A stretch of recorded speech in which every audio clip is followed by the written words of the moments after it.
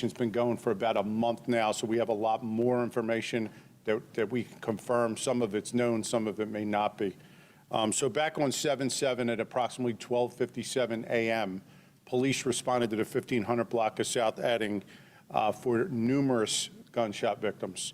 When they arrived, there were 12 shooting victims. 3 of them were fatal. Zaire Wiley, 23-year-old male from West Philadelphia. Jason Reese, a 19-year-old male, also from the West Philadelphia area. And Aziz Harris, 24-year-old male, who was residing in North Philadelphia area, were all shot and killed in that incident.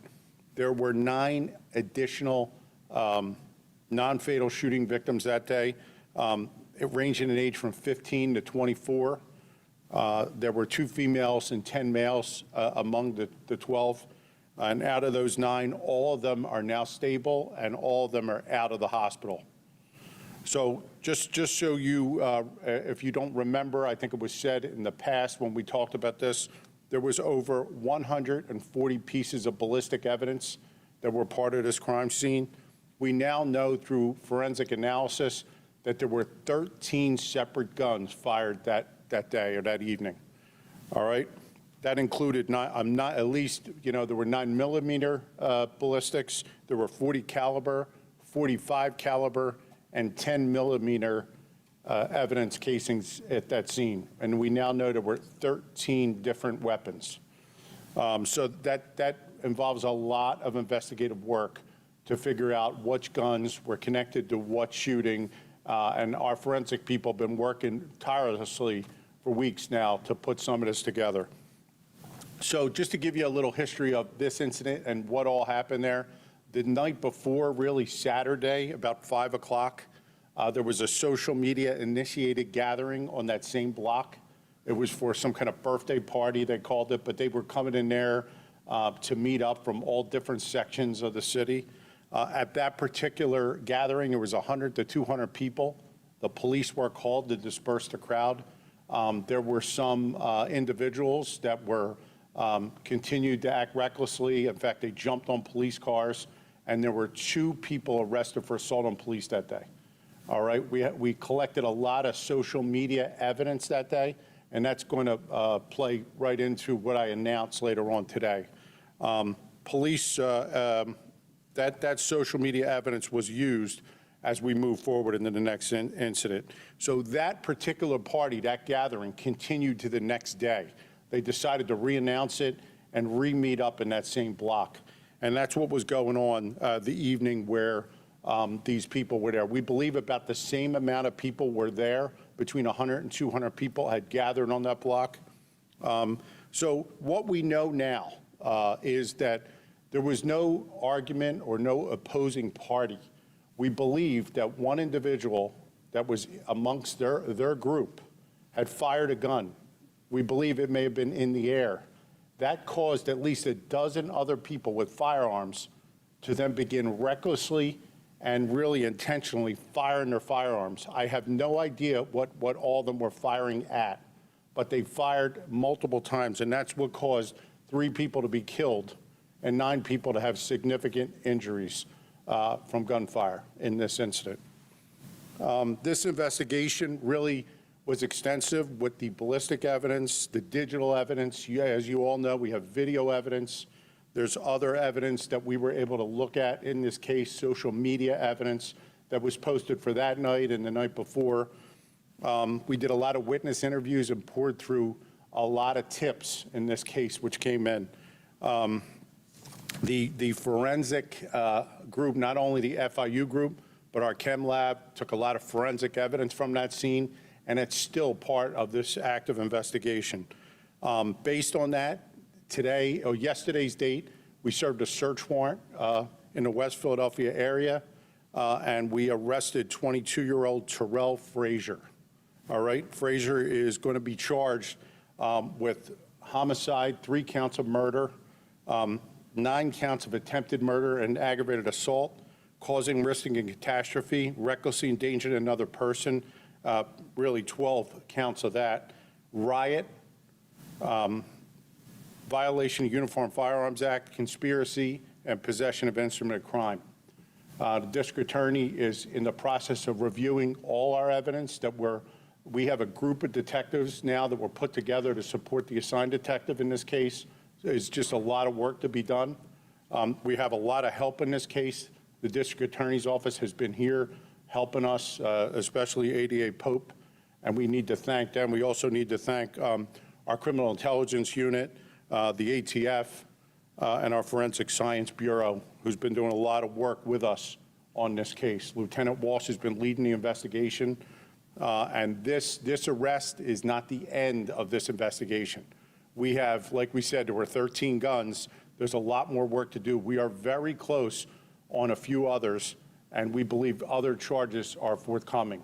We just need time to put all the evidence together and make sure it's reviewed properly, and we'll be going forward. But like we said, there's a lot going on here.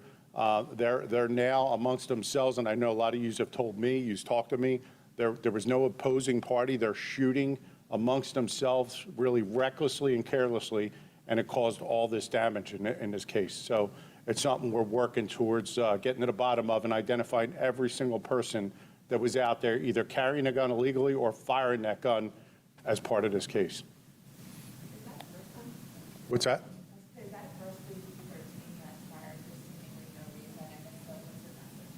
I don't know if I've ever seen contagious gunfire like this among one party. Maybe in two people shooting at each other, then others start joining in. But this particular case, we really don't have an argument. We don't have an opposing party. They're just firing a gun indiscriminately. And you could really see that on the porch video. You don't even know where those bullets are going. We were trying to figure that out too. Do you think Mr. Frazier was on the porch? We don't. We think he was across the street. He's one of the images you see firing a gun across the street. That's the other thing I want to say. We put out very good pictures of those individuals on the porch. We have some good leads, but we still need help with this case. They're very identifiable images we put out. We need people, if you know who they are, to call us, because this is going to come around very quickly, and anybody who has any culpability, we're going to make sure that they're held accountable. Does Frazier have a criminal background, and was he able to possess a firearm? He does, and I don't know about convictions, but he did have a background. I'm not going to get deep into that, but he was known to us. I'm not sure about that. I didn't see the charge. He does have violation of Uniform Firearms Act charges. I don't know if they're. I'm not sure.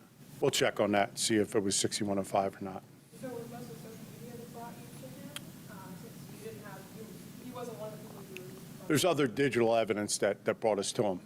There's a lot going on in this case. A lot of people putting information out there that we are gathering legally as part of our case.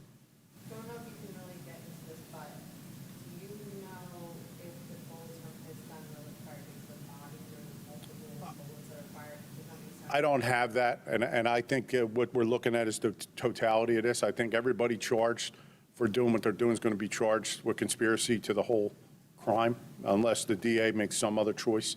So at this point, I'm not sure who he hit. We could see he's firing towards the people that are out on Etting Street, towards the north side of the block, so yes. And the second piece is, have you recovered any of the guns that you used? We do have guns recovered. We do have some guns recovered. Some of them we're still looking for.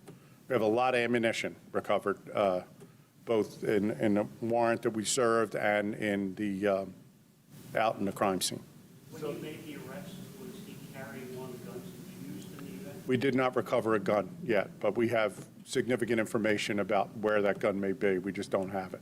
And for the 12 other people, how are you looking for the other people that were armed? They're not wanted yet, but we're looking for everybody. We're looking for the rest of the 12 that were firing weapons out there. We are getting closer to a few other warrants. Just needs the review and approval of the district attorney. Once we have them, we'll make sure you get them. If we don't get them, we're going to put them out to make sure that someone helps us bring them into our custody. And how many warrants were there? This is the first. That's why we're announcing. This is the very first case where we're charging somebody in this case. I'm sorry, I missed maybe some of her question, I didn't hear it, but he could have shot the 3 people, but others could have shot as well? Yes, they're all responsible here. It was very reckless. It was something that, like they were saying here, we've really never seen. One person fires a gun and then everyone else contagiously fires in indiscriminate directions. And that's really what you see on there. People are firing all over the place.